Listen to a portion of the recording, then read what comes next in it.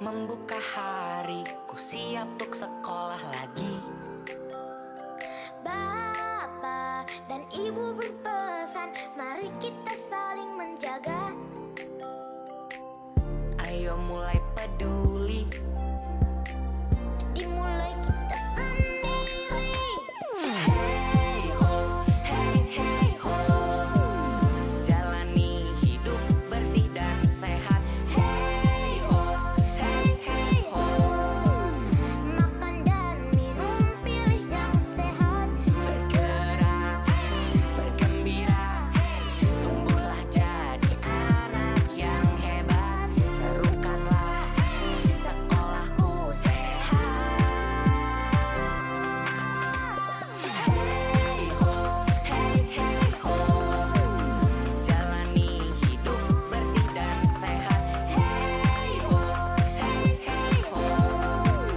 Makan dan minum, pilih yang sehat. bergerak, bergembira, tumbuhlah jadi anak yang hebat. Serukanlah sekolahku sehat. Mari wujudkan anak cerdas berkarakter dengan sekolah sehat.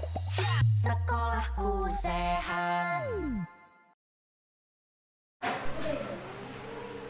Assalamualaikum warahmatullahi wabarakatuh.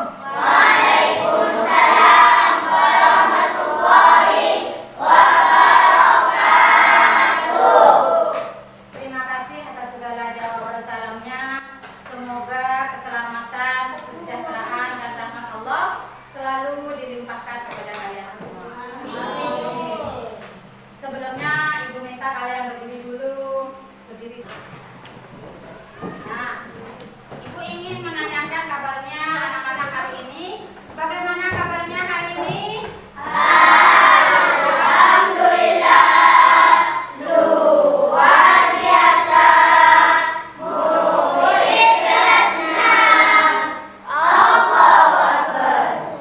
Terima kasih. Silakan. Hari ini Ibu akan mengadakan jura pendapat dengan kalian. Artinya kalian itu memberikan pendapat apa yang akan kalian sepakati di kelas ini. Nah, untuk itu ya kepada kalian untuk isi apa yang kalian inginkan ditulis di situ. Kemudian kalau sudah selesai, Ibu akan meminta kalian untuk menempel yang telah Ibu sediakan surat pendapat. Baiklah, Ibu akan berikan satu-satu. Itu.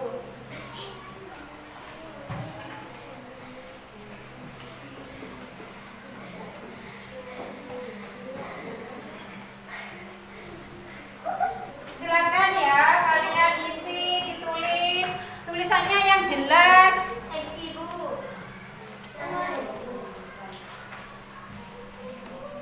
Silakan semuanya ditulis yang telah Ibu berikan di kertas itu. Kalau sudah selesai,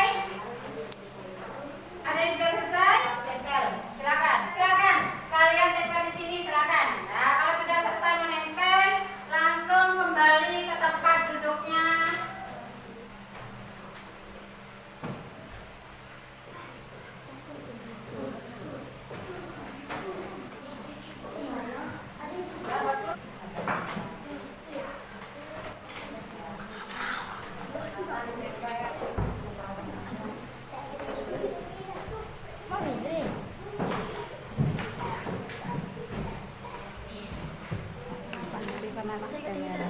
Tidak apa-apa, nanti kan nanti kamu kemana punya itu kan katanya.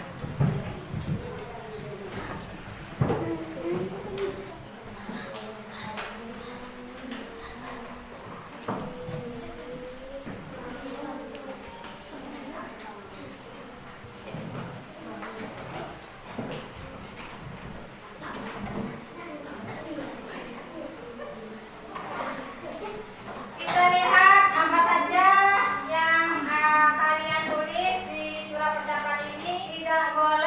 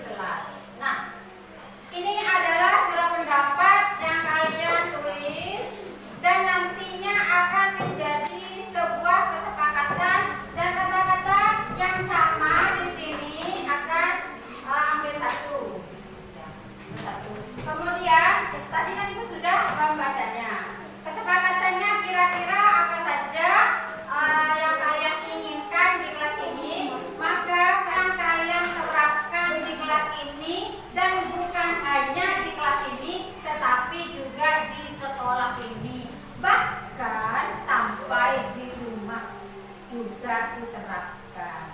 Misalnya kalian itu berkata santun.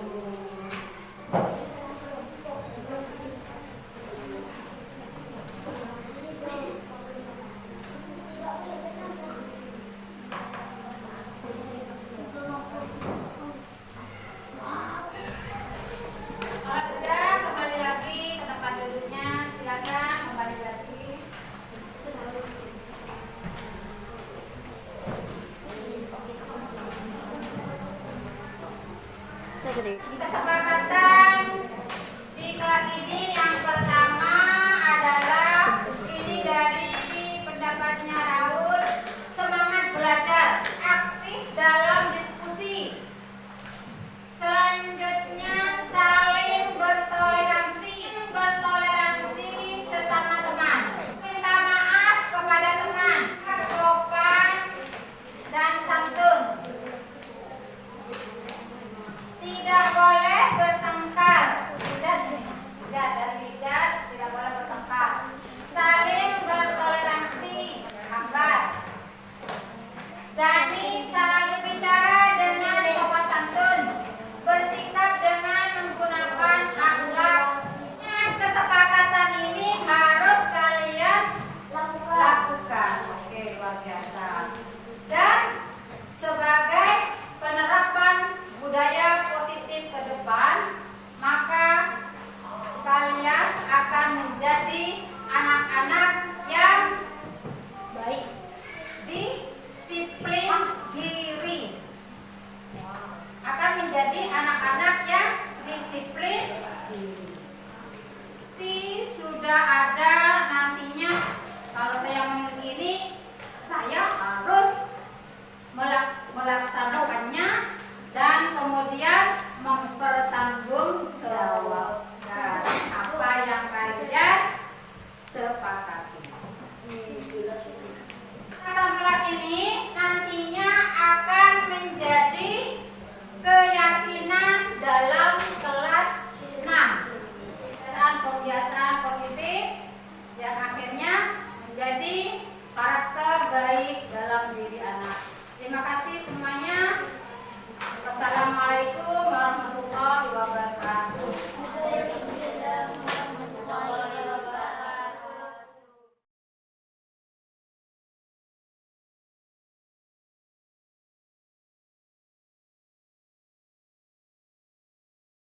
Assalamualaikum warahmatullahi wabarakatuh. Waalaikumsalam warahmatullahi wabarakatuh. Terima kasih kepada Kepala Sekolah Bapak Ali Mahdi MPD beserta teman-teman guru SD Al-Azhar yang telah memberikan waktunya kepada saya dalam rangka diseminasi implementasi budaya positif. Selanjutnya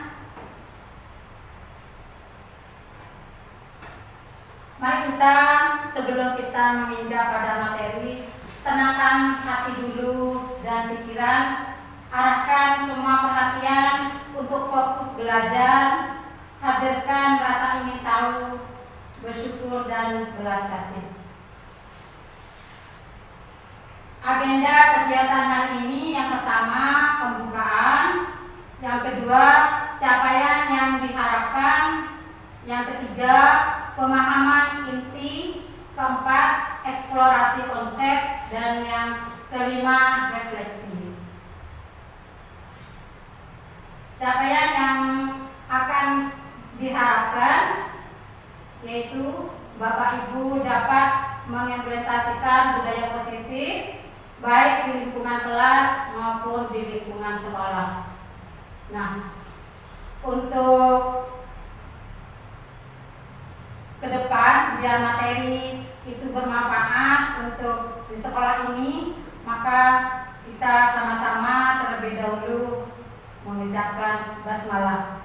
Bismillahirrahmanirrahim. Terima kasih.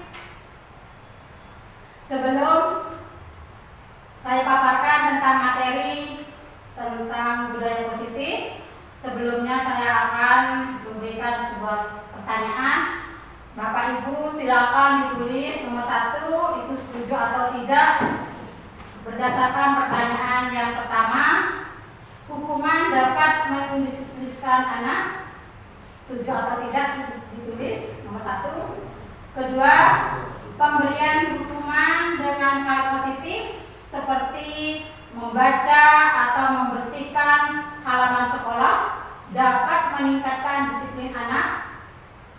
Yang ketiga, memberi penghargaan dapat meningkatkan motivasi belajar anak. Silakan Bapak Ibu guru cerdas dan hebat berikan setuju atau tidak. Untuk materi hari ini yang akan saya bahas yaitu topik dalam eksplorasi konsep. Yang pertama, disiplin positif dan nilai-nilai kebajikan universal. Kedua, teori motivasi, hukuman dan penghargaan serta restitusi. Yang ketiga, keyakinan kelas. Yang keempat, kebutuhan dasar manusia dan dunia berkualitas. Yang kelima, restitusi. 5, posisi kontrol. Dan yang terakhir, keenam, restitusi segitiga restitusi. Restitusi dulu Ibu.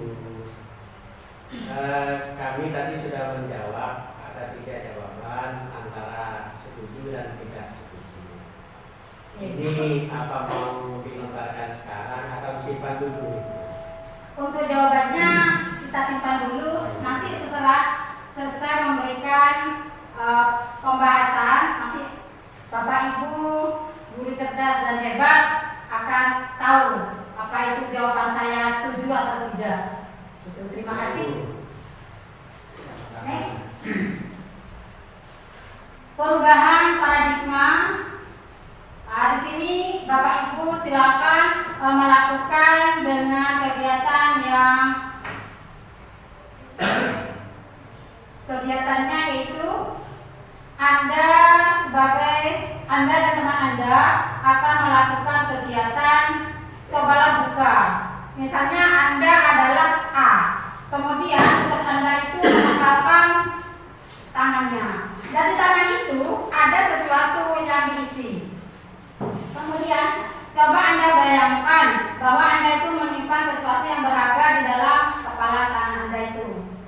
Bayangkan. Kemudian Anda perlu menjaga benda tersebut sekuat tenaga, berusaha mempertahankannya.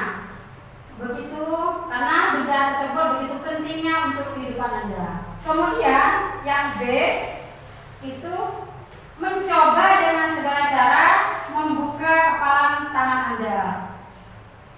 Kemudian teman B tersebut bisa dengan cara membujuk, menghardik, mengintimidasi, atau memarahi, menggoda, menggelitik, bahkan menawari sesuatu bisa berupa uang agar Anda berusaha membuka kepala tangan Anda. Nah, artinya begini, Bapak Ibu guru cerdas dan hebat, Bapak Ibu membayangkan saya mempunyai sesuatu yang ada di dalam kepala tangan saya. Kemudian teman Anda itu berusaha membukanya. Artinya Anda akan tetap mempertahankannya. Bukankah seperti itu Bapak Ibu? Ya. Cerdas dan hebat? Ya. Selanjutnya Anda akan membukanya sendiri. Membukanya sendiri kepala tangan Anda karena ada sesuatu yang mungkin Anda akan berikan kepada orang lain tanpa diminta orang lain. Nah, kemudian sesuatu itu kan Bapak Ibu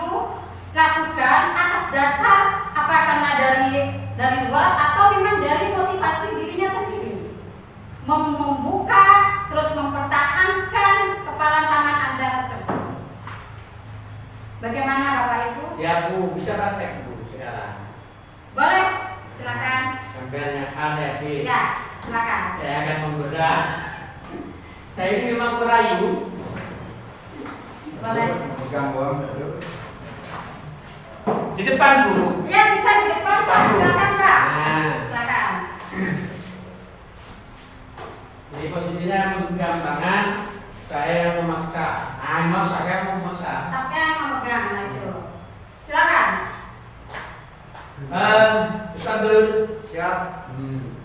Saya yakin adalah orang yang hebat. Coba ekspresikan bagaimana kalau hebat. Begini cara ekspresikan hebat? Betul? Betul. Yakin? Yakin. Kalau begitu silakan tepuk tangan. Nah, bukan tepuk tangan, tangannya kalau tangan bagaimana kalau tepuk? Kalau begini bukan tepuk, itu namanya menggenggam dan memukul tangan, bukan tepuk. Nah, syarat yang benar adalah menepuk tangan. Silakan Menepuk tangan. Iya. Tapi ini dalam konsep untuk Ya. mempertahankan sesuatu yang digenggam tadi. Iya, betul. Ya. Konsep harus digenggam, tapi adalah bagaimana Anda dengan baik bertepuk tangan. Lakukan Bisa. dengan bertepuk tangan. Mungkin Kalau tidak bisa berarti Anda belum bisa bertepuk tangan. belum bisa. Belum bisa bertepuk tangan. Berarti Anda gagal untuk memberikan motivasi pada murid. Begini anak-anak kalau tepuk tangan, nah gitu. Berarti Anda gagal. Gagal. Untuk sementara ini gagal. Kalau begitu, bagaimana ekspektasi Anda untuk bisa muridnya itu bertepuk tangan dengan baik? Bertepuk tangan dengan baik. Iya. Ini dalam konsep apa ini? Apa mempertahankan? Apa dalam jadi pemateri atau jadi guru? Satu itu adalah membuka tangannya untuk memberikan aplaus kepada mereka dengan memberikan apresiasi kepada anak dengan anak itu suruh bertepuk tangan. Artinya satu itu memberikan tepuk tangan dahulu. Ya, begitu. Tepuk tangan. Artinya begini, motivasi untuk bertepuk tangan itu muncul dalam diri Tato sendiri. Kemudian ketika Tato itu memegang sesuatu karena dipertahankan, itu kan tidak bisa tepuk. tidak bisa bertepuk tangan. Makanya untuk ekspresi tepuk tangan gagal ini. Sampaikan sungguh luar biasa praktek yang telah dilakukan oleh kedua teman tadi. Nah, kegiatan kepala tangan yang telah dipraktekkan tadi merupakan suatu gambaran bahwa dalam teori kontrol yang dapat mengontrol dirinya adalah dirinya sendiri dan bukan orang lain.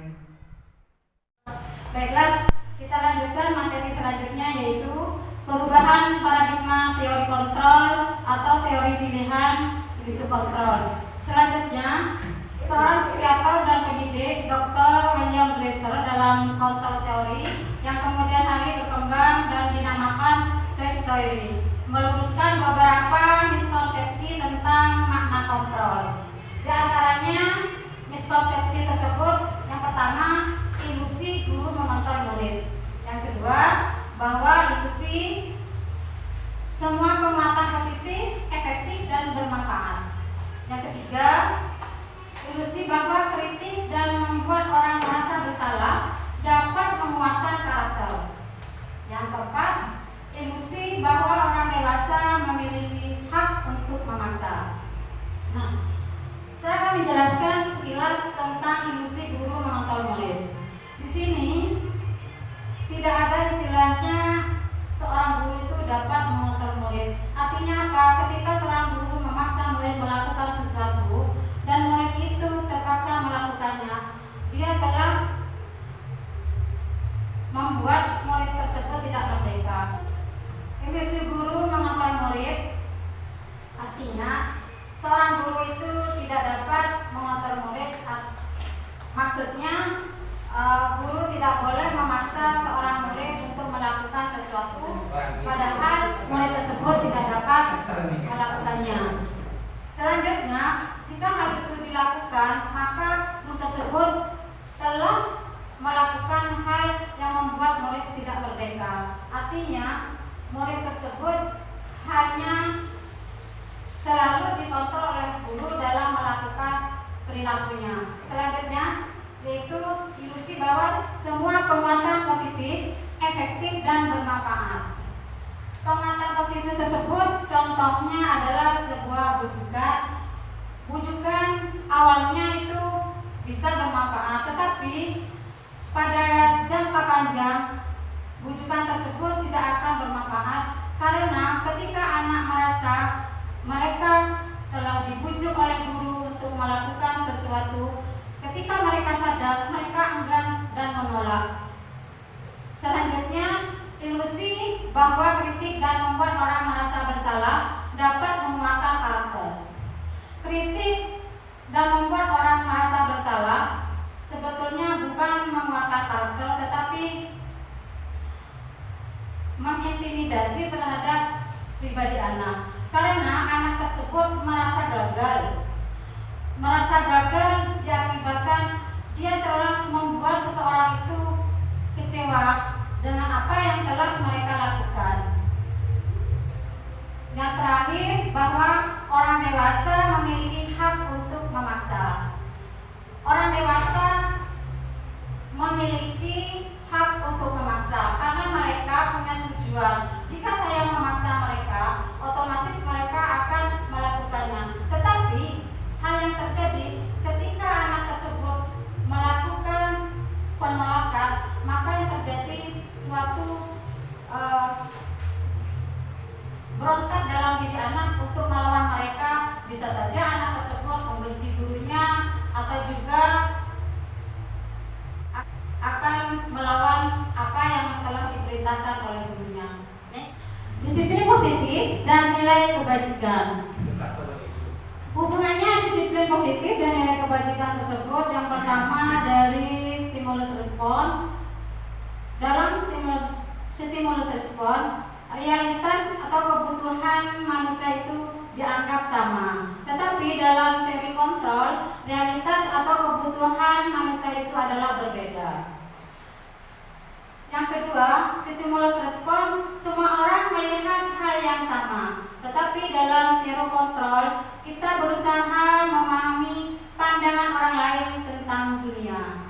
Yang ketiga, stimulus respon, perilaku buruk dilihat sebagai suatu kesalahan.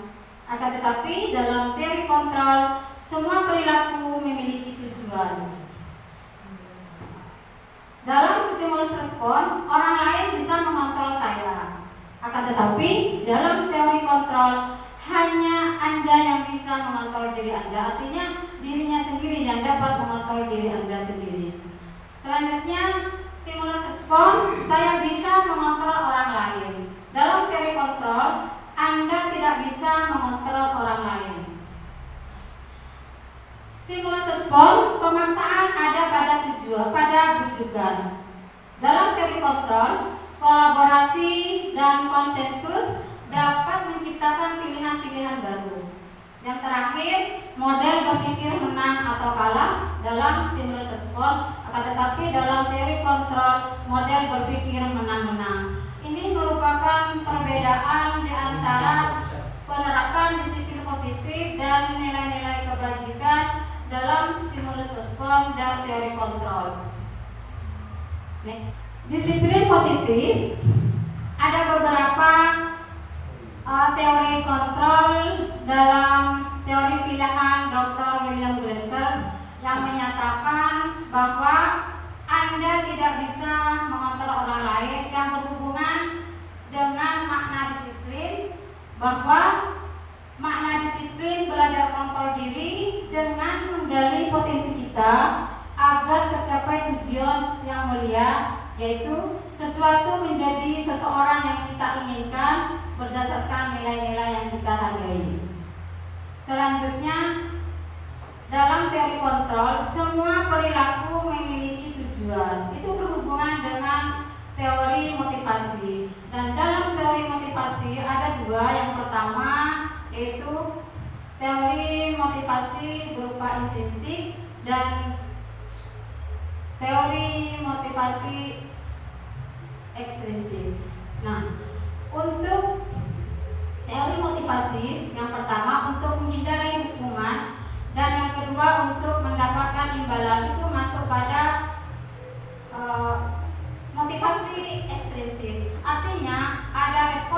kedua, sehingga anak tersebut melakukan sesuatu. Dan dalam motivasi ekstrinsik yaitu menghargai diri sendiri. Disinilah yang akan kita terapkan terhadap anak, bahwa anak itu bagaimana dia menghargai dirinya sendiri dan juga menghargai orang lain. Selanjutnya dalam teori kontrol, model berpikir menang-menang yang dilakukan dengan kolaborasi dan konsensus menciptakan pilihan-pilihan baru. Nah, ini berhubungan dengan 5 posisi kontrol. 5 posisi kontrol itu terdiri, yang pertama adalah penghukum, pembuat rasa bersalah sebagai teman, dan pemantau serta manajer. Nah, dalam posisi kontrol, seorang guru dapat memanfaatkan bagaimana posisi dirinya dalam mengatasi perilaku anak yang menyimpang, istilahnya perilaku anak yang kurang baik. Nah, ini bisa kita lakukan dengan memberikan yang pertama penghukum. Guru itu sebagai penghukum membuat merasa bersalah, itu akan membuat diri anak itu adalah gagal. Artinya, yang pertama penghukum, anak akan merasa dirinya selalu mendapatkan hukuman dari seorang guru, yang akhirnya anak akan menimbulkan rasa dendam terhadap gurunya tersebut, bisa saja membenci atau bisa saja membenci terhadap pelajarannya. Yang kedua, pembuat merasa bersalah. Pembuat merasa bersalah tersebut adalah membuat anak tersebut itu gagal, artinya dirinya itu merasa harga dirinya Selalu disalahkan, merasa selalu disalahkan. Pembuat merasa bersalah, merasa dirinya selalu merasa bersalah dan membuat orang lain itu merasa dikecewakan atas perilakunya. Dan ini akan menimbulkan dalam diri anak tersebut, membuat dirinya gagal. Yang selanjutnya adalah sebagai teman dan juga sebagai pemantau. Teman itu, ketika guru sebagai teman, maka menganggap anak tersebut akan selalu merasa dirinya aman, bisa berhasil, akan tetapi ada satu ketergantungan terhadap guru tersebut. Maka anak tersebut tidak ada istilah motivasi dalam dirinya, karena apa? Kemandiriannya itu kurang, diakibatkan anak selalu tergantung terhadap guru tersebut. Selanjutnya pemantau. Pemantau ini merupakan seorang guru akan melihat suatu data-datanya yang kemudian akan memberikan konsekuensi terhadap anak tersebut. Yang terakhir adalah manajer. Nah, pada posisi manajer ini, guru akan selalu memahami bagaimana perilaku anak tersebut, kemudian anak tersebut akan mencarikan solusi untuk dirinya, bahwa apa yang mereka telah lakukan itu salah, akan berusaha untuk memperbaiki apa yang telah dilakukannya. Nah, dalam posisi manajer ini merupakan posisi yang paling ideal yang akan dilakukan seorang guru, dan ini sangat sulit untuk dilakukan, tetapi kita akan tetap berusaha bagaimana anak tersebut dapat menghargai dirinya dan juga menghargai orang lain, dan itu akan termotivasi dalam dirinya. Anak akan menemukan solusi bagaimana dalam menyelesaikan masalah tersebut. Selanjutnya yaitu realitas kebutuhan itu berbeda. Kita berusaha memahami pandangan orang lain tentang dunia. Setiap orang memiliki gambaran berbeda. Nah, ini hubungannya dengan 5 kebutuhan dasar manusia. Yang pertama adalah bertahan hidup, penguasaan, kasih sayang dan rasa diterima, kemudian kesenangan dan kebebasan. Semua itu anak akan melakukan perilaku yang mungkin kurang baik karena merasa ada kekurangan dalam dirinya yang berhubungan dengan kebutuhan dasar manusia. Bisa saja anak tersebut kekurangan dalam bertahan hidup. Bertahan hidup itu istilahnya dalam berhubungan dengan bagaimana dia bisa bertahan hidup, makan dan sebagainya. Kadang kita melihat anak-anak itu meminta kepada temannya, seperti itu. Itu kita jangan menyalahkan. Sebetulnya itu yang ingin dia penuhi. Selanjutnya penguasaan. Nah, penguasaan ini kadang anak itu merasa dirinya hebat.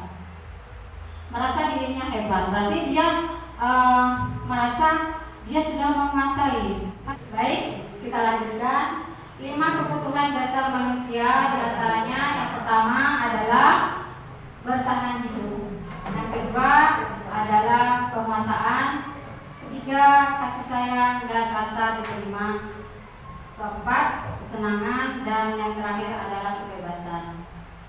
Dari beberapa kebutuhan dasar manusia tersebut, ada salah satu yang kurang pada diri anak, sehingga anak itu akan melakukan perilaku yang kurang baik.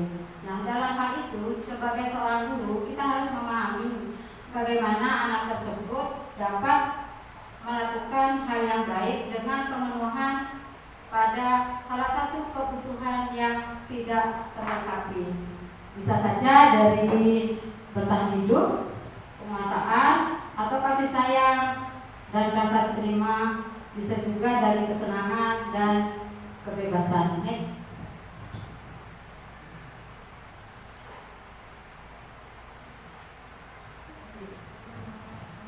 Apakah makna disiplin?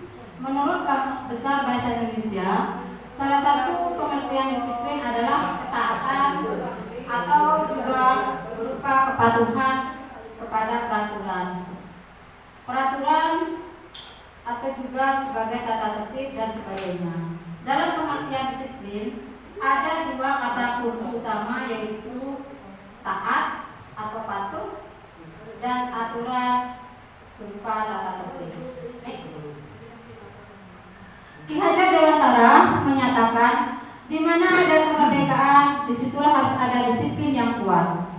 Sungguh pun disiplin itu bersifat self-disiplin, yaitu kita sendiri yang mewajibkan kita dengan sekeras-kerasnya. Tetapi itu sama saja, sebab jikalau kita tidak cakap melakukan self-disiplin, wajiblah penguasa lain mendisiplin diri kita.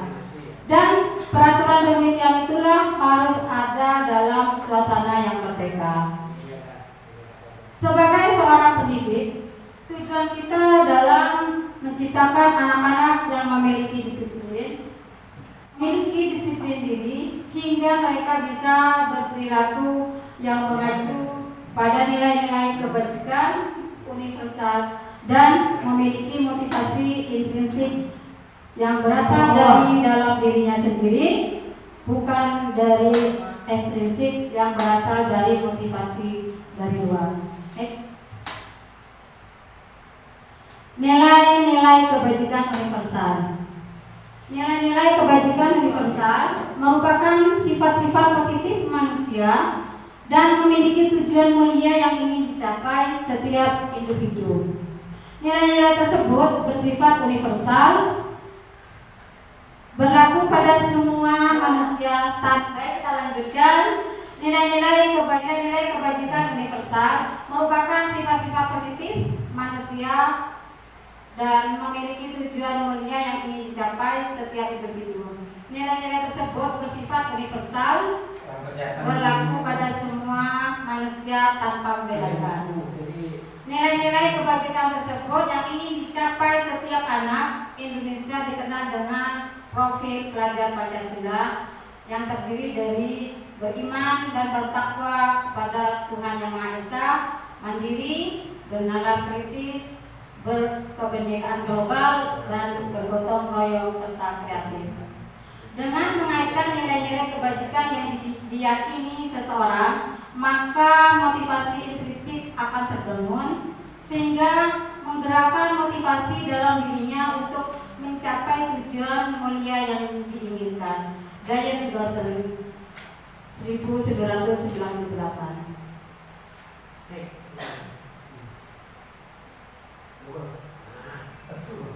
Eksplorasi konsep. Teori motivasi, hukuman, dan penghargaan serta restitusi. Dalam teori motivasi perilaku manusia, yang pertama, untuk menghindari ketidaknyamanan hukuman, apa yang terjadi apabila saya tidak melakukannya. Ini merupakan motivasi eksternal. Yang kedua, untuk mendapatkan imbalan dari orang lain. Institusi apa yang akan saya dapatkan apabila saya melakukannya.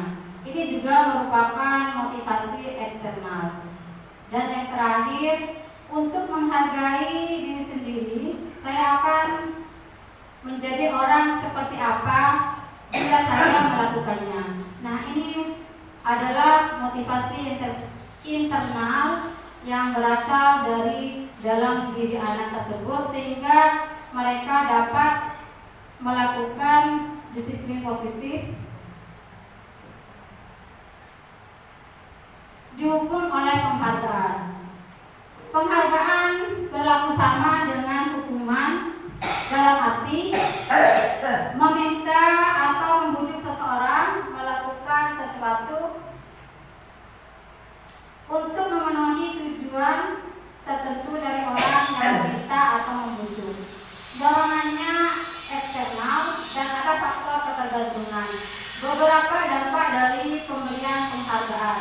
Yang pertama, dari pemberian penghargaan itu bisa berpengaruh pada jangka pendek dan jangka panjang. Artinya, ketika anak itu diberikan penghargaan, itu tidak akan bertahan lama. Artinya, karena motivasinya bukan berasal dari dalam dirinya. Apa yang dilakukan membuat dirinya hanya ingin mereka mendapatkan penghargaan tersebut.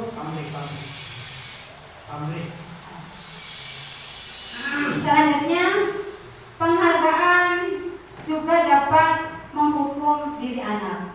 Artinya begini, ketika anak diberikan penghargaan, misalnya kamu juara 1, nah maka ketika anak tersebut tidak akan mencapai tingkat berikutnya, maka dalam diri anak itu merasa kecewa, bisa frustasi. Nah, itulah yang dimaksud dengan penghargaan dikatakan menghukum diri anak. Penghargaan menurunkan kualitas.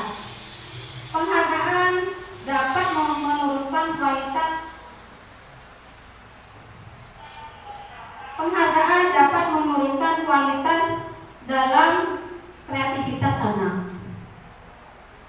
Artinya, ketika anak diberikan penghargaan, maka anak itu akan berpatokan bahwa wah, saya sudah bagus, tata guru saya sudah bagus. Artinya, untuk meningkatkan kualitas dari kreativitasnya itu akan menurun.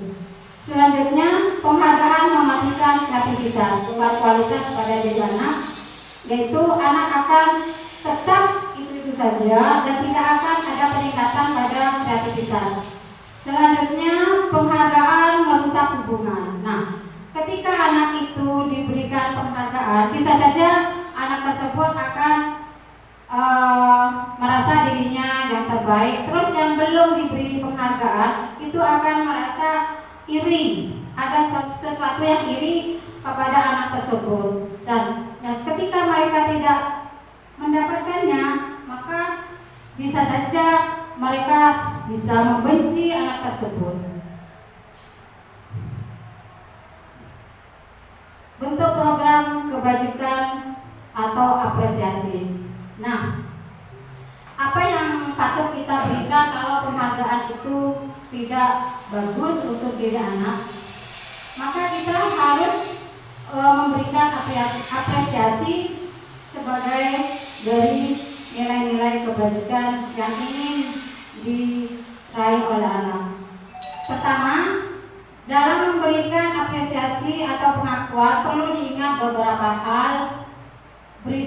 secara khusus, artinya seperti ini.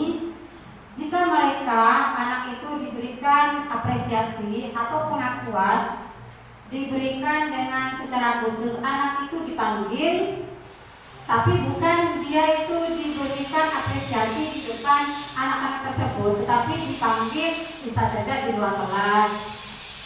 Nah, kamu baik, kamu sudah hebat, dan sebagainya. Itu adalah secara khusus. Kedua, beri pengakuan secara pribadi. Secara pribadi anak tersebut dipanggil juga, kemudian wah kamu tadi sudah luar biasa terhadap anak tersebut.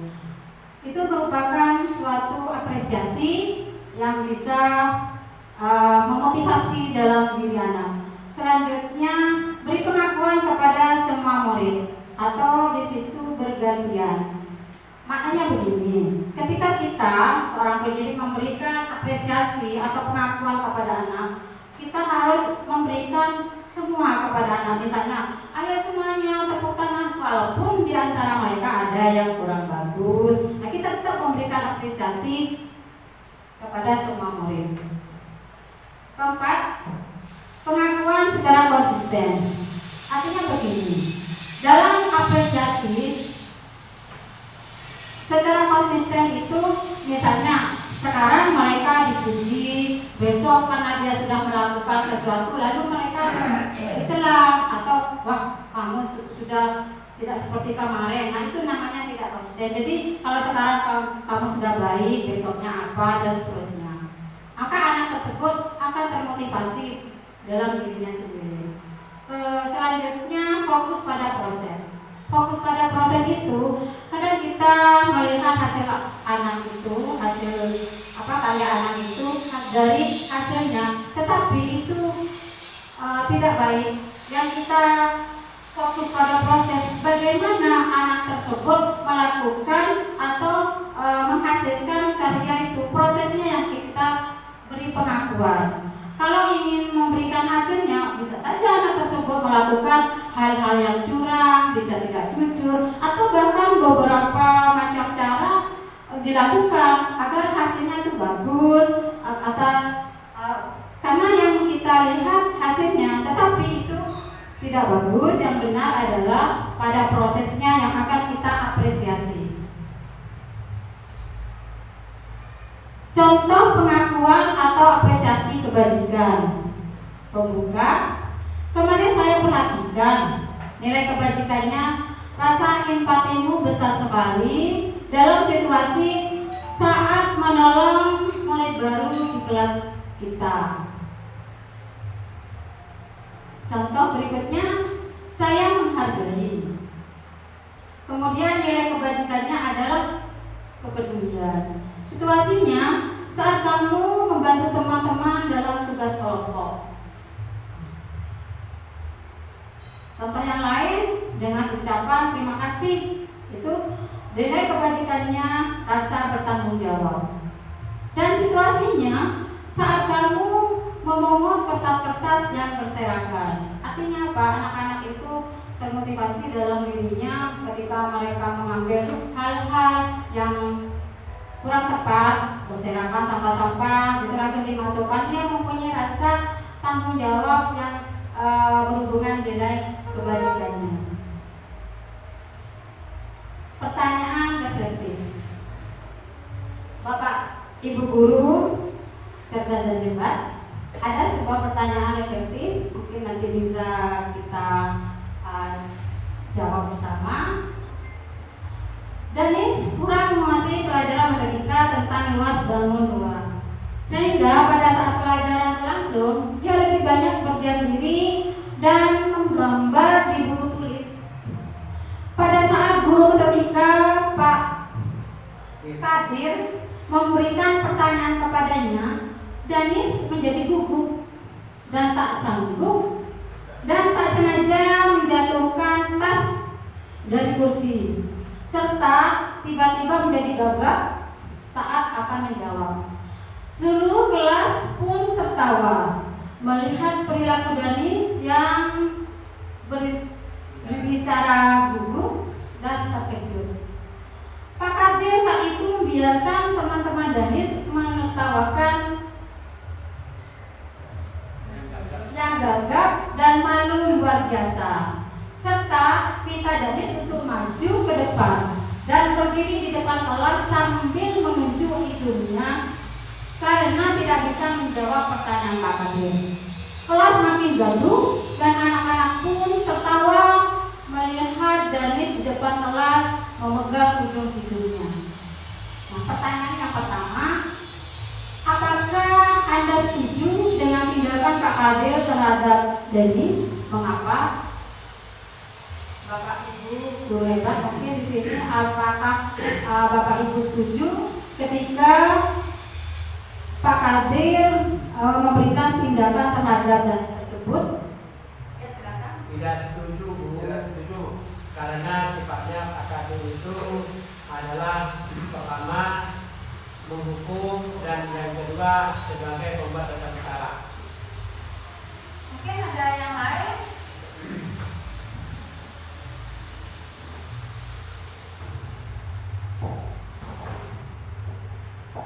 Itu berkaitan dengan mental, yang mana seorang guru tidak boleh menjatuhkan mental anak. Dari situ, pelajaran itu, anak akan berkecil hati dalam mengikuti proses belajar. Berarti saya tidak setuju. Terima kasih atas jawabannya, sungguh luar biasa. Pak, menurut Anda tindakan Pak Kadir terhadap Danis adalah sebuah hukuman atau konsekuensi? Mengapa? Hukuman, Bu. Hukuman. Ya. Setuju hukuman? Alasannya mengapa setuju dengan hukuman? Karena Pak Danis memperlakukan Pak Kadir memperlakukan Danis ke dalam kelas dengan menunjuk hidungnya. Sedangkan menunjuk hidung itu merupakan sebuah hukuman dan juga merupakan sebuah tindakan dan itu merasa bersalah. Yang lain setuju? Terima kasih. Memang tindakan Pak Kadir tersebut adalah berupa hukuman terhadap Danis. Karena Pak Kadir tidak menanyakan mengapa Danis itu gugup, mengapa dia bisa menjatuhkan tasnya, apa penyebabnya. Dia tidak memahami apa yang telah terjadi dalam dirinya Danis, sehingga dia hanya membiarkan teman-temannya menertawakan. Bahkan hal itu bisa menimbulkan psikologis anak itu menjadi down, yang akhirnya anak tersebut untuk ke depan dia akan terus merasa dirinya itu merasa dirinya orang yang bodoh, merasa dirinya itu tidak berhasil dan sebagainya. Hukuman, konsekuensi, dan restitusi. Dalam menjalankan peraturan ataupun keyakinan kelas atau sekolah, bila mana ada suatu pelanggaran, tentunya sesuatu harus terjadi. Tindakan terhadap suatu pelanggaran pada umumnya berbentuk hukuman atau konsekuensi. Nah, dalam ini kita akan mengenal istilahnya restitusi. Restitusi adalah proses menciptakan kondisi bagi murid untuk memperbaiki kesalahan mereka sehingga mereka bisa kembali pada kelompok mereka dengan karakter yang lebih kuat. Bosen 2004. Restitusi juga merupakan proses kolaboratif yang mengajarkan murid untuk mencari solusi untuk masalah mereka dan membantu murid berpikir tentang orang seperti apa yang mereka inginkan dan bagaimana mereka harus memperlakukan orang lain. Nah, ini ada beberapa perbedaan istilahnya tentang hukuman, konsekuensi, dan restitusi. Identitas dan juga hukuman. sesuatu yang menyakitkan. Hukuman itu merupakan sesuatu yang menyakitkan pada diri anak. Yang pertama adalah hukuman. Sesuatu yang menyakitkan. Hukuman itu merupakan sesuatu yang menyakitkan pada diri anak. Pada konsekuensi, sesuatu harus terjadi dan restitusinya adalah merupakan pilihan. Dalam hukuman tidak nyaman untuk murid anak untuk jangka panjang, untuk waktu jangka panjang. Konsekuensi dalam disiplin tidak nyaman untuk murid atau anak untuk jangka waktu pendek. Nah, restitusi mengeluarkan untuk murid atau anak dalam jangka waktu panjang. Hukuman adalah korban mendapatkan keadilan. Konsekuensi dalam disiplin yaitu korban bisa diabaikan. Dan restitusi korban mendapatkan ganti. Hukuman murid atau anak akan tersakiti. Konsekuensi atau anak akan tersakiti dalam hukuman. Dalam disiplin, konsekuensi murid atau anak dibuat tidak nyaman. Konsekuensinya murid hanya dibuat tidak nyaman dengan dan restitusi murid atau anak mendapatkan penguatan. Dalam hukuman, perilaku pasif agresif meningkat. Disiplin konsekuensi penguatan hanya bertahan dalam jangka waktu pendek. Dan dalam restitusi yaitu masalah terpecahkan. Hukuman sistem tidak akan berjalan bila murid tidak takut. Konsekuensi memerlukan monitoring dan supervisi terus-menerus dari guru dalam konsekuensinya. Selanjutnya restitusinya adalah murid belajar bertanggung jawab untuk perilakunya. Dalam hukuman berlaku hanya pada sebuah institusi, tidak berlanjut pada kehidupan nyata. Tapi dalam disiplin konsekuensi membantu penerapan mengikuti peraturan dalam masyarakat. Restitusi fokus pada pemecahan masalah dalam jangka waktu panjang. Hukuman peraturannya adalah kamu harus. Konsekuensi dalam disiplin apa peraturannya? Mampukah kamu melakukannya? Terima kasih. Restitusi apa yang kamu yakini? Apa yang bisa kamu lakukan untuk memperbaiki masalah ini? Dalam hukuman, murid atau anak membenci peraturan. Dalam disiplin, konsekuensi murid atau anak menghormati peraturan dan restitusi murid atau anak menghormati dirinya dan orang lain. Nah, ini dalam identitas gagal berupa negatif dan konsekuensi itu berupa netral serta restitusi adalah positif. Dalam studi kasus, ada tindakan guru yang meminta murid mencatat 100 kali di dalam buku dengan kalimat saya tidak akan terlambat lagi karena terlambat ke sekolah. Mereka disuruh mencatat 100 kali dalam buku dengan kalimat saya tidak akan terlambat lagi karena anak tersebut terlambat ke sekolah. Itu masuk pada hukuman atau konsekuensi. Hukuman. Ya, kita lanjut. Benar sekali jawabannya. Lari mengelilingi lapangan basket 2 kali karena terlambat hadir di sekolah. Tersebut masuk pada hukuman atau konsekuensi.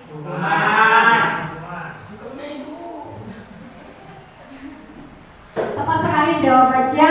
Terima kasih. Sungguh guru cerdas dan hebat. Membersihkan coretan yang dibuatnya di meja tulis. Masuk hukuman atau konsekuensi?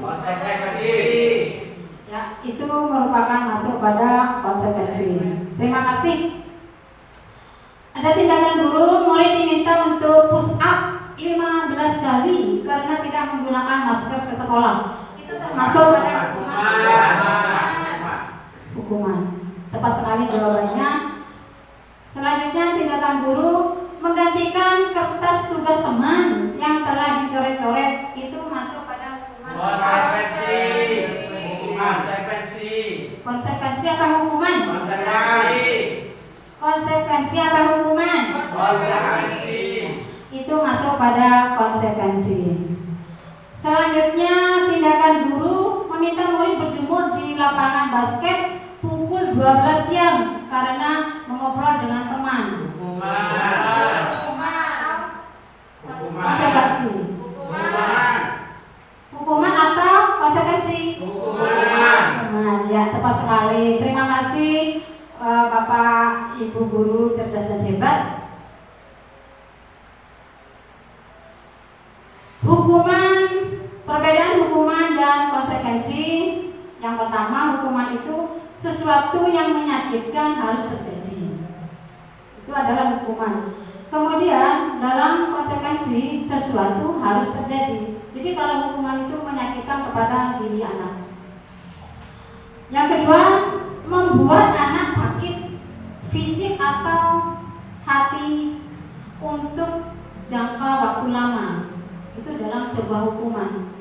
Dan dalam konsekuensi, membuat anak merasa tak nyaman dalam jangka waktu pendek. Itu yang membedakan antara hukuman dan konsekuensi. Selanjutnya, dalam hukuman, membuat anak membenci kedisiplinan. Dan dalam konsekuensi, anak menghargai disiplin. Jadi perbedaannya jauh. Ketika hukuman, anak akan membenci kedisiplinan, dan dalam konsekuensi, anak menghargai disiplin. Selanjutnya, hukuman itu berupa paksaan, dan dalam konsekuensi adalah berupa stimulus tanggapan. Hukuman mendorong anak menyakiti diri sendiri, dan dalam konsekuensi mendorong anak agar mudah menyesuaikan diri. Dalam hukuman, konsep diri yang buruk, dan dalam konsekuensi konsep diri yang baik. Dalam hukuman, anak belajar untuk menyembunyikan kesalahan, dan dalam konsekuensi anak belajar untuk mematuhi peraturan. Dan yang terakhir dalam hukuman itu anak bisa marah, merasa bersalah, dipermalukan, dan merasa tak dihargai. Tetapi dalam konsekuensi, kehilangan hak dibuat tidak nyaman. Bisa saja diasingkan untuk sementara. Nah, ini merupakan perbedaan hukuman dengan konsekuensi. Ada 9 ciri-ciri restitusi. Yang pertama, bukan untuk menebus kesalahan. Restitusi itu bukan untuk menebus kesalahan, namun untuk belajar dari kesalahan. Yang kedua, memperbaiki hubungan. Yang ketiga, tawaran bukan paksaan. Yang keempat, menuntun anak melihat ke dalam diri. Yang kelima, mencari kebutuhan dasar yang mendasari tindakan. Keenam, restitusi diri adalah cara yang paling baik. 7, fokus pada karakter bukan tindakan. Dan yang ke-8, fokus pada solusi. Serta yang terakhir, mengembalikan murid yang berbuat salah pada kelompoknya. Jadi ada 9 ciri-ciri restitusi yang telah saya sebutkan tadi. Ini adalah segitiga restitusi. Ketika anak melakukan suatu perilaku yang kurang baik, guru itu harus setidaknya melakukan restitusi terhadap anak, karena dalam restitusi yaitu sebagai kondisian ketika anak melakukan kesalahan dan dia akan berusaha mencari atau memecahkan solusi dari kesalahannya itu sehingga kembali pada kelompoknya dengan karakter yang kuat. Segitiga restitusi terdiri dari yang pertama adalah menstabilkan identitas, yang kedua validasi tindakan yang salah atau validasi kebutuhan, dan yang ketiga adalah meyakinkan atau keyakinan. Nah, kita akan membahas satu persatu di sini. Dalam restitusi yang pertama, menstabilkan identitas. Kita sebagai guru dalam menstabilkan identitas pada diri anak itu kita tidak mengatakan kamu sudah bersalah melakukannya, tapi kita akan mengatakan kepada diri anak bahwa setiap orang pasti pernah melakukan kesalahan, atau kamu bukan satu-satunya orang yang pernah melakukan kesalahan ini. Yang kedua yaitu validasi tindakan. Seorang pendidik atau guru, apa yang akan diucapkan terhadap di anak ketika mereka melakukan perilaku yang kurang baik, yaitu kamu tentunya punya alasan mengapa kamu melakukan hal tersebut. Yang kedua, adakah cara yang lebih efektif untuk mendapatkan apa yang kamu butuhkan? Dan yang terakhir yaitu meyakinkan suatu keyakinan. Nah, hal-hal yang akan diucapkan seorang pendidik terhadap diri anak tersebut ketika mereka melakukan suatu kesalahan atau melakukan perilaku yang kurang baik, maka kata-kata tersebut akan yang pertama, nilai-nilai apa yang telah kamu sepakati. Yang kedua, kamu ingin menjadi orang yang seperti apa. Nah, dari hal-hal tersebut anak akan merasa dirinya dihargai, dan kemudian anak tersebut akan berusaha bagaimana saya memperbaiki kesalahan tersebut. Dan itu termotivasi dalam diri anak tersebut. Nah, hal itulah yang kita inginkan dalam diri anak. Jadi kita tidak istilahnya menjustis anak dengan kata-kata seenaknya kita. Berarti kita sebagai pendidik harus hati-hati berucap terhadap diri anak. Ada 3 tahapan segitiga restitusi, yaitu yang pertama langkahnya menstabilkan identitas, dan dalam hubungannya dengan teori kontrol, yaitu kita semua akan melakukan hal yang terbaik yang bisa kita lakukan. Yang kedua, validasi tindakan yang salah, yang hubungannya dengan teori kontrol, semua perilaku memiliki alasan. Yang terakhir, menanyakan keyakinan terhadap diri anak, hubungannya dengan teori kontrol. Kita semua memiliki motivasi internal, yaitu yang berasal dalam diri anak. Eksplorasi konsep dalam keyakinan kelas. Peraturan atau keyakinan kelas. Mengapa ada sebuah pertanyaan di sini? Mungkin nanti Bapak Ibu bisa memberikan responnya. Catatan aja dulu. Dicatat maksudnya akan jawab di sini. Mengapa kita memiliki peraturan harus menggunakan helm bila mengendarai kendaraan roda 2? Yang kedua, mengapa kita memiliki peraturan 3M, menggunakan masker, mencuci tangan, dan menjaga jarak aman 1,5 meter? Yang terakhir, mengapa kita memiliki peraturan harus datang tepat waktu pada saat mengikuti pelatihan? Nah, semua itu, jika hal tersebut merupakan suatu keyakinan kelas, maka akan memunculkan motivasi intrinsik dan kembali pada nilai-nilai kebajikan. Yang mana yang merupakan keyakinan kelas. Mengapa?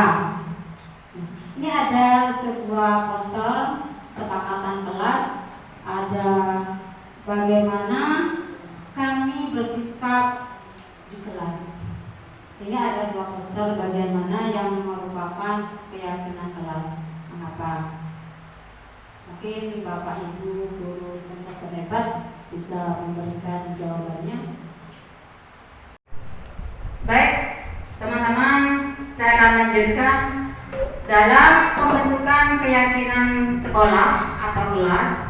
Yang pertama yang harus kita perlu ketahui bahwa keyakinan kelas itu bersifat abstrak daripada peraturan yang lebih rinci dan konkret.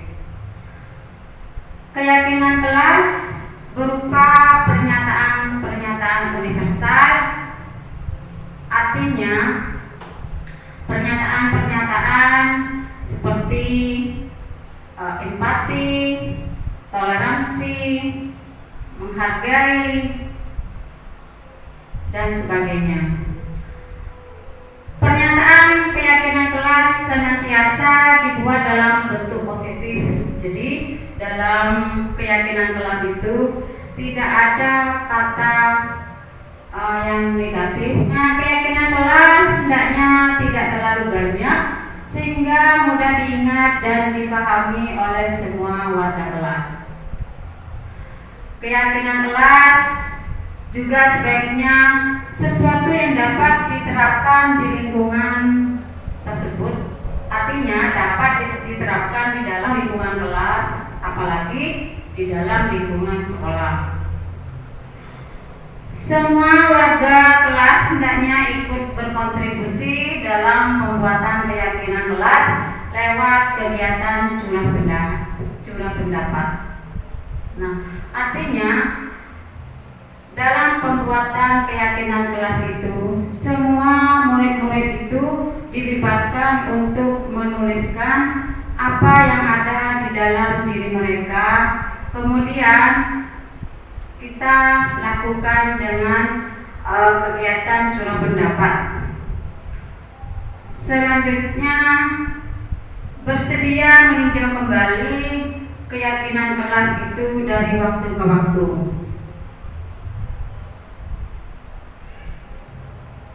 Bagaimana prosedur dalam pembentukan keyakinan sekolah atau kelas? Yang pertama adalah mempersilahkan warga sekolah atau murid-murid untuk bercurah pendapat tentang peraturan yang perlu disepakati. Yang kedua, mencatat semua masukan-masukan murid atau warga sekolah di papan tulis atau bisa saja di sebuah kertas besar yang bisa berupa karton dan sebagainya. Itulah keyakinan kelas, dan gantilah kalimat-kalimat dalam bentuk negatif menjadi positif. Tinjau kembali daftar curah pendapat yang sudah dicatat. Kemudian tinjau ulang keyakinan sekolah atau kelas secara bersama-sama. Artinya semuanya harus dilibatkan di situ. Setelah keyakinan sekolah atau kelas selesai dibuat, lalu disetujuinya dengan menandatangani keyakinan sekolah atau kelas tersebut, termasuk guru, semua warga sekolah ataupun murid.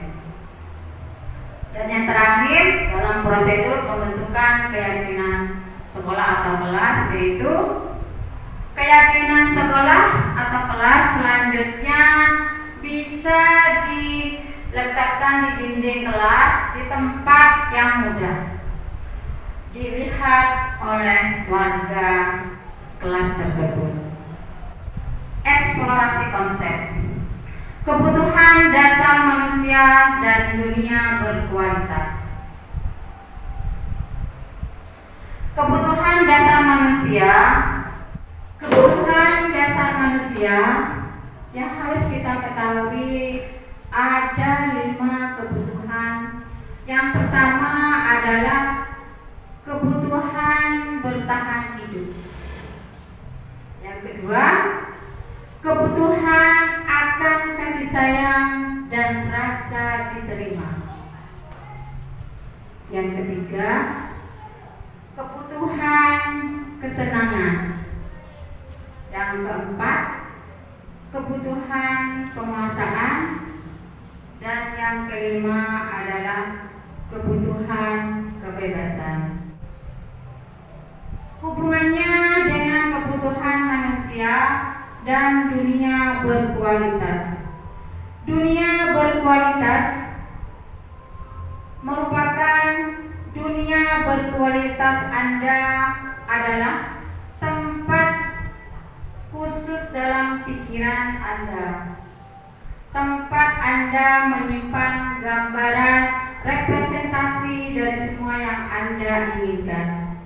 Bisa berisi orang-orang, hal-hal atau apa saja yang terbaik dalam hidup Anda dan membuat Anda merasa bahagia sehingga terpenuhi kebutuhan dasar Anda sendiri.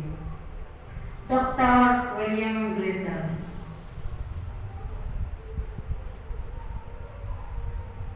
Eksplorasi konsep 5 posisi kontrol. Ada 5 posisi kontrol yang harus Bapak Ibu ketahui.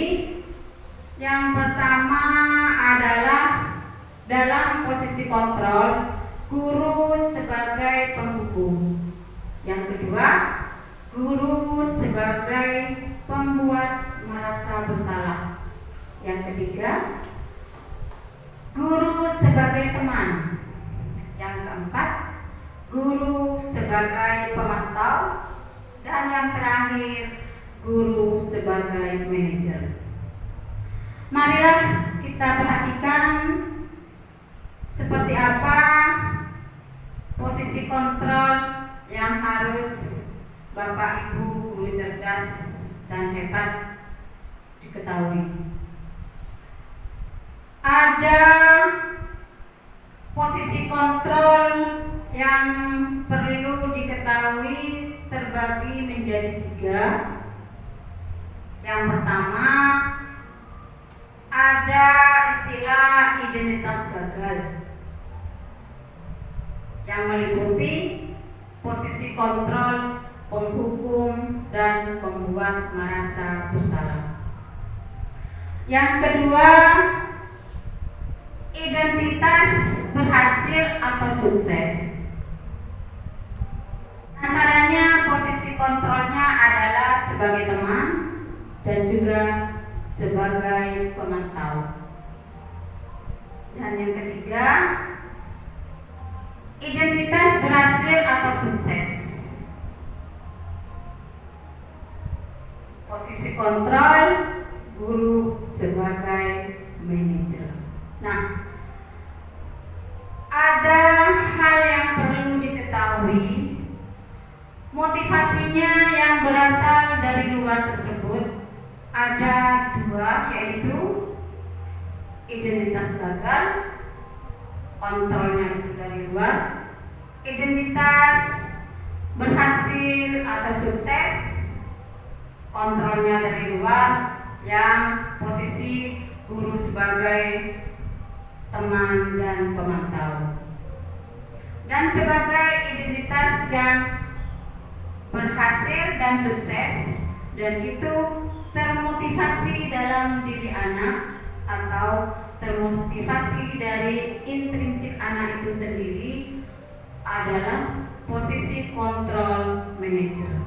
Nah, posisi kontrol manajer ini merupakan posisi kontrol yang paling ideal. Mari kita perhatikan seperti apa. Yang pertama, dalam identitas gagal ada 2. Sebagai penghukum, guru berbuat atau guru melakukan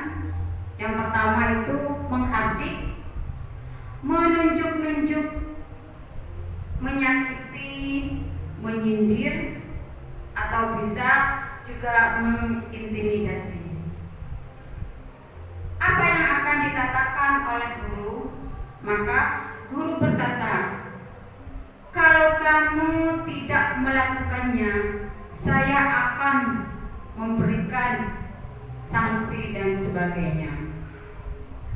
Hasilnya apa yang didapat? Anak tersebut akan memberontak, menjadi anak seorang pendendam, dan menyalahkan orang lain. Dan di sini yang kita tidak inginkan terhadap diri anak. Kaitannya dengan dunia berkualitas, anak tersebut akan mengabaikan. Dia akan berkata, saya tidak peduli. Murid akan berkata, saya akan mengulangi kesalahan, dan bisa saja perilaku tersebut lebih agresif lagi. Nampaknya pada murid, yaitu murid akan meletakkan guru itu di luar dunia berkualitas. Yang kedua, identitas gagal membuat merasa bersalah. Apa yang dilakukan oleh guru, guru akan berbuat, berceramah, menunjukkan kekecewaan yang mendalam terhadap diri anak karena anak telah melakukan perilaku yang kurang baik. Maka guru akan berkata, kamu sudah mengecewakan saya. Lalu hasilnya yang didapat oleh anak adalah anak akan menyembunyikan. Kemudian anak bisa menyangkal, bahkan anak itu bisa berbohong terhadap guru. Kaitannya dengan dunia berkualitas adalah maafkan saya. Murid akan berkata, rendah diri, merasa gagal, dan tidak berharga. Dalam diri murid akan berkata, rendah diri, merasa gagal, dan tidak berharga. Dampaknya yang terdapat pada diri murid adalah murid meletakkan guru di dalam dunia berkualitas. Yang kedua, identitas berhasil atau sukses termotivasi dari luar, yaitu posisi kontrol guru sebagai teman. Guru akan melakukan atau berbuat, membuatnya atau memberikan alasan-alasan untuk murid-muridnya. Lalu guru berkata, lakukan demi Bapak Ibu ya. Sudah, mari Bapak Ibu bantu bereskan.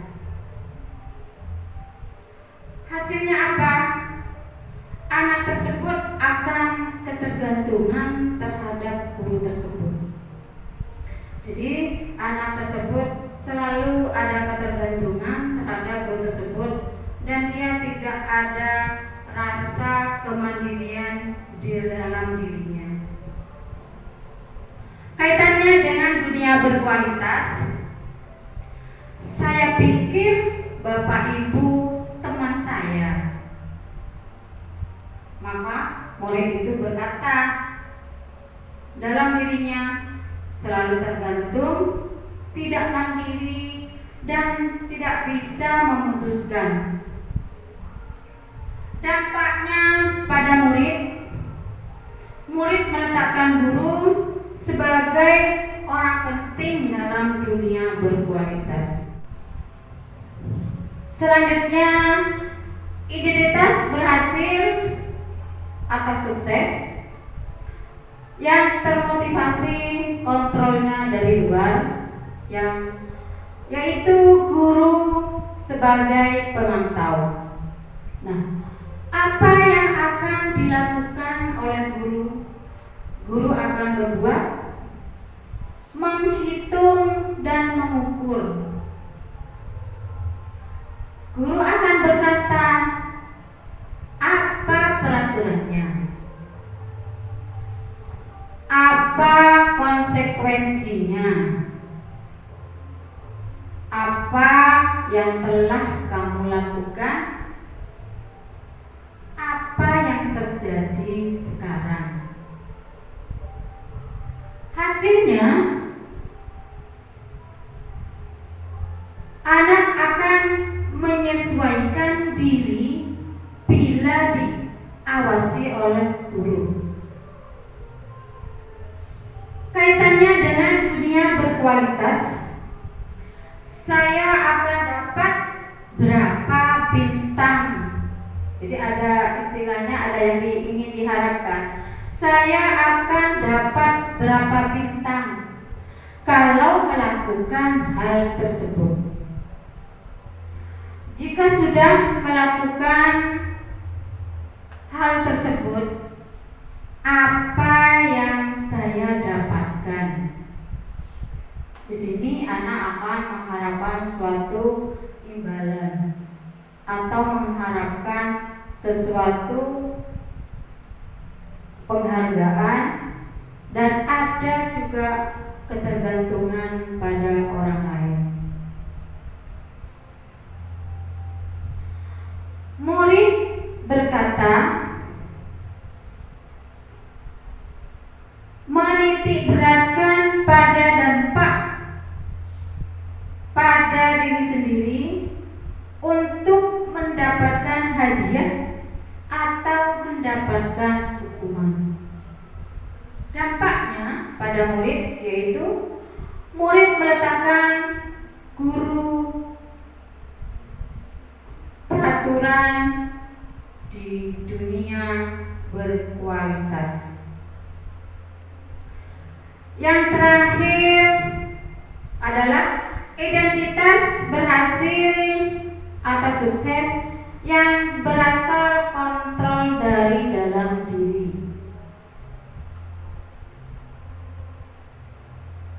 Di sini posisi guru adalah sebagai manajer.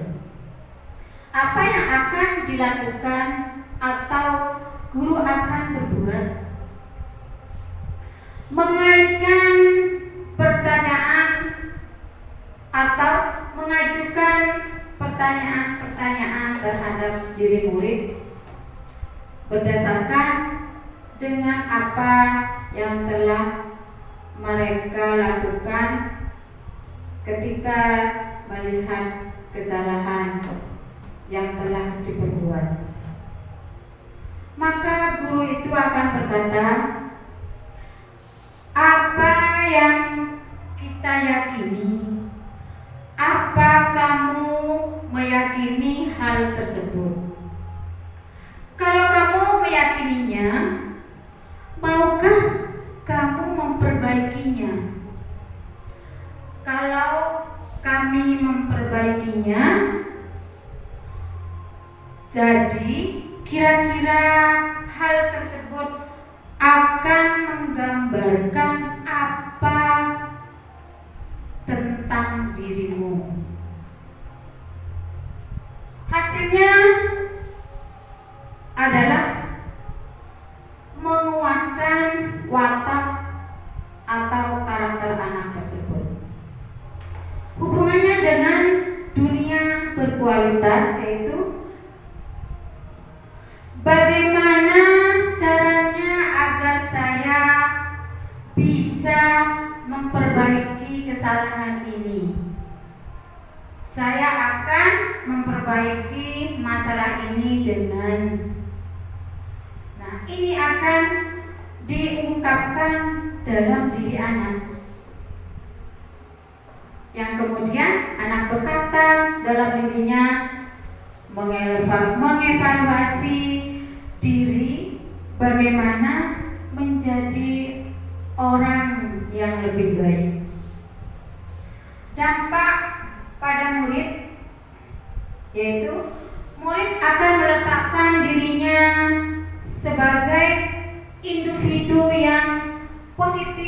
dalam dunia berkualitas. Nah, hal inilah yang akan kita inginkan yang terjadi pada diri anak, artinya dirinya sendiri yang dianggap berkualitas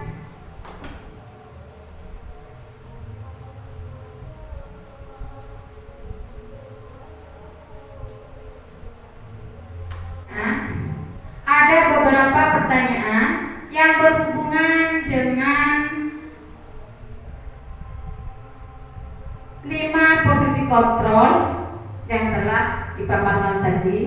Nah, Bapak Ibu guru cerdas dan hebat, mungkin di sini Bapak guru akan bisa mengungkapkan siapakah yang mengatakan hal tersebut jika pertanyaan-pertanyaannya berupa yang pertama, saya kecewa sekali dengan kamu. Yang kedua,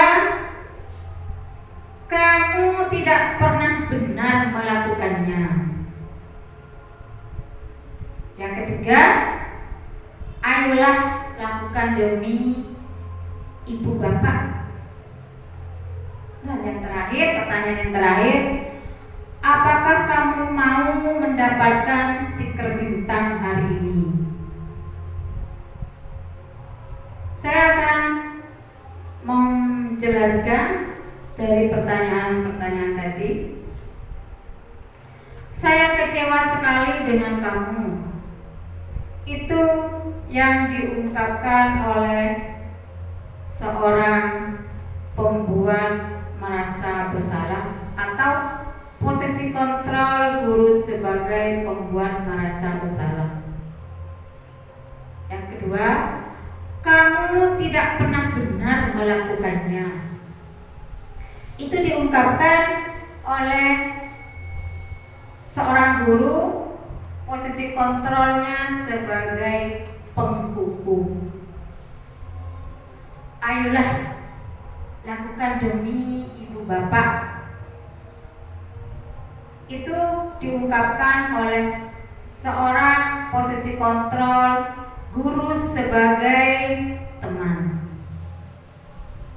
Dan yang terakhir, apakah kamu mau mendapatkan stiker bintang hari ini? Itu diungkapkan oleh seorang posisi kontrol guru sebagai pemantau. Kita akan sampai pada penghujung materi, yaitu berupa refleksi. Dari apa yang telah saya paparkan, materi tentang budaya positif, maka kita akan merefleksi diri, yaitu dengan kita membuat pertanyaan dalam diri kita sendiri. Dan ini ada sebuah pertanyaan, pemahaman apa yang berubah sebelum dan sesudah mempelajari materi budaya positif? Pemahaman apa yang berubah sebelum dan sesudah mempelajari materi budaya positif? Tentunya Bapak Ibu guru cerdas dan hebat sudah dapat mengungkapkan apa yang akan Bapak Ibu pemahamannya itu berubah. Yang pertama mungkin di sini adalah penghargaan. Penghargaan itu kurang efektif. Setelah mempelajari budaya positif, penghargaan kurang efektif terhadap diri anak, maka kita bisa gunakan dengan apresiasi atau pengakuan. Dan pengakuan itu sudah saya jelaskan, ada beberapa pengakuan yang bersifat khusus, bersifat pribadi, bersifat menyeluruh atau semua murid, atau bisa juga pengakuannya berupa konsisten, dan juga apresiasinya atau pengakuannya adalah dalam fokus pada proses. Selanjutnya